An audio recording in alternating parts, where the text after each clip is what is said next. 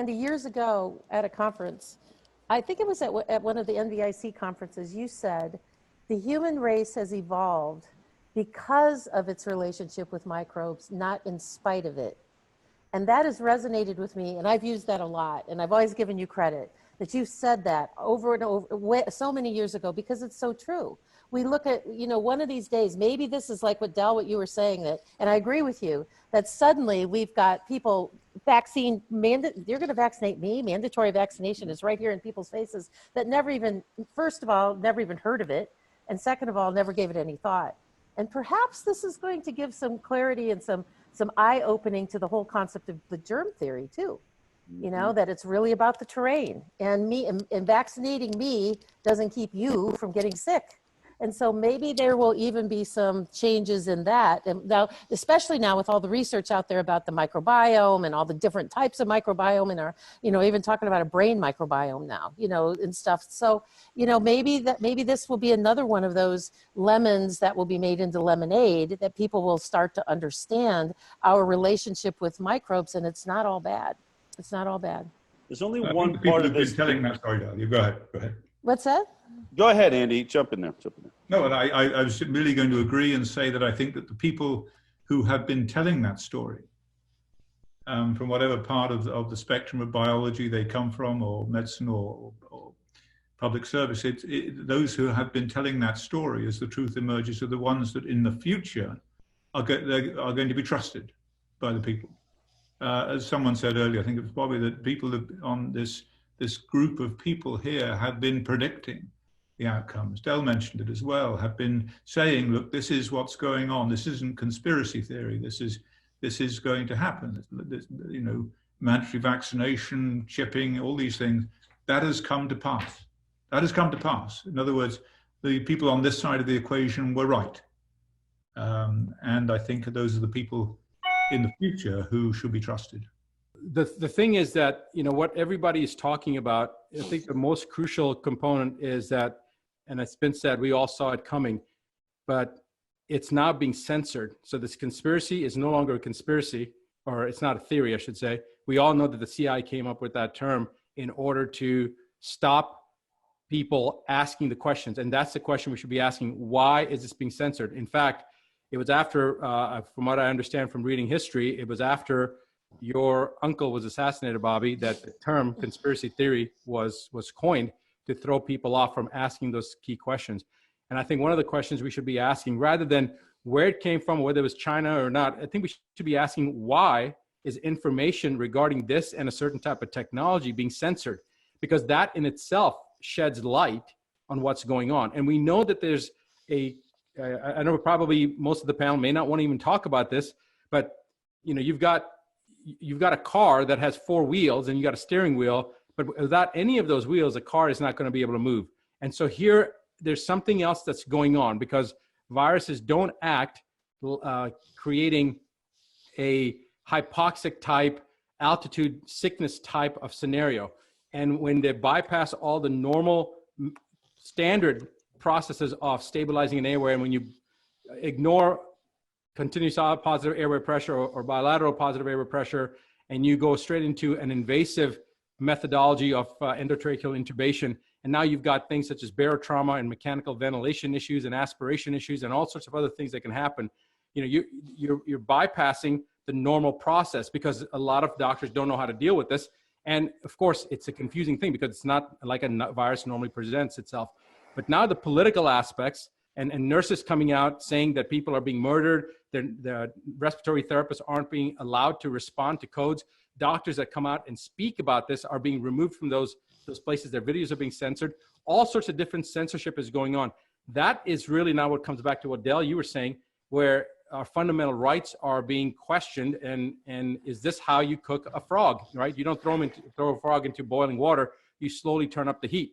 And the heat, in this particular case, the greatest blessing that we have, as you mentioned, El, is that us being the frogs, we were actually thrown into boiling water. So it is something that is bringing it to a head. And I see this as a great opportunity, not just for this cause, but for all cause, because this is an evolutionary process now I think we're going to go through as human beings. And it's up to us to rise to that occasion. The question to me, it's the most important question, is why is information being censored? And if there's going to be a civil war in the United States, which I said 20 years ago, if it was going to be one, it would be over the issue of vaccinations. I think now the censorship and vaccination aspect is coming hand in hand. Things are being suppressed. And I think that's a place where we should ask the conversation to start with the general public that still may not be ready to digest our information is, why is this information being censored? Just ask yourself that question, why? That's how I started these videos that I put out that just, went viral and got millions of views within 2 or 3 days. And then YouTube started shutting them down and Facebook started shutting them down. So the question is, why? Why is it being censored? What are you trying to hide? I just mention on it very briefly. Del gave an outstanding interview in a new movie on this issue of censorship.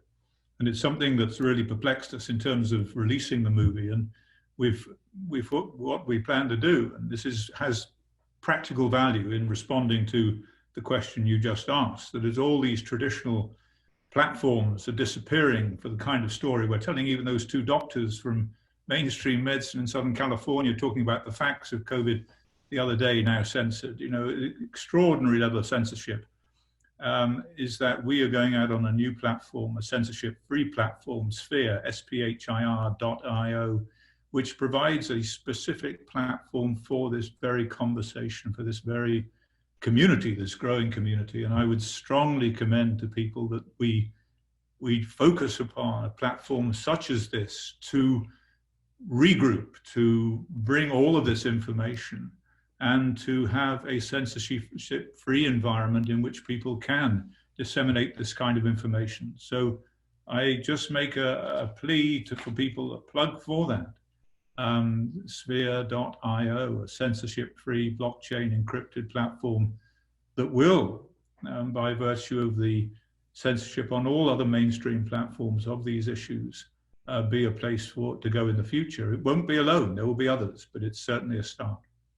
Andy and to everyone on the panel, we've specifically, all of us and others like us, talking about vaccines and real cancer therapies and therapies for diabetes, et cetera, are being censored because if you look at the biggest lobby, and Bobby, you could probably tell us, the biggest lobby in DC is not oil, it's actually the pharmaceutical companies.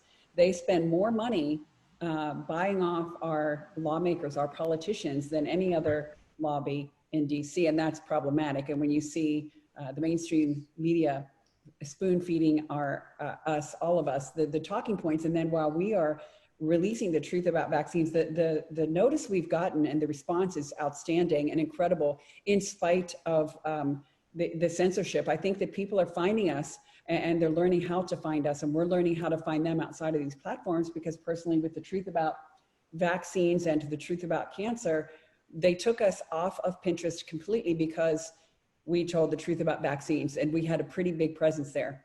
We have over 1 million, close to 2 million collectively on Facebook. They've told us we cannot even run a sponsored ad to reach new people with the opportunity to learn the truth about vaccines, because what we talk about does not marry into their talking points that vaccines are indeed safe and effective, though there's not one study to prove that to be the case. And we've got Vimeo, who has come out and said, I'm sorry if you have a vaccine friendly or an anti-vax video content, we're taking you off of our platform. And then we've got MailChimp, that we have friends that just shut them down for talking about the truth about vaccines. And we're being shadow banned on Twitter, and our hashtag on Instagram, hashtag the truth about vaccines. Now you can find that on Twitter, you can find it on Facebook, to their credit, but Instagram, and we know is owned by Facebook, took our hashtag campaign down. And I believe Del and Andy, they took Vaxxed down as well. So we're all having issues reaching the people of the world in the conventional ways that we have done. Google took us completely down off of their platform. We had organic traffic, just people searching for the truth about cancer or the truth about vaccines, but specifically the truth about cancer.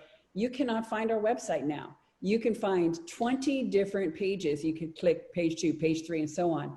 And you will see our world-class content on other people's websites because they haven't been hit like we've been hit, but you won't see the truthaboutcancer.com.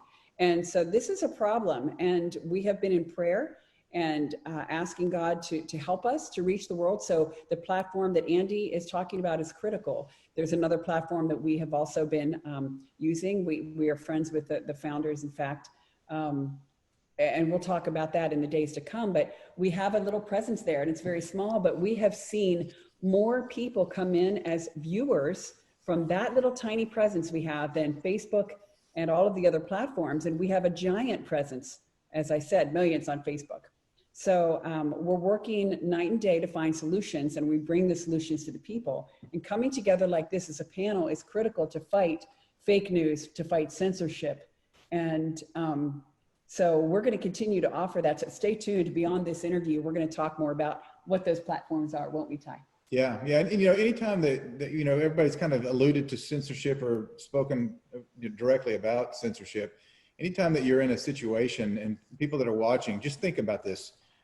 If you're discussing a topic that a contrary view is not allowed to be discussed, then there's a real problem.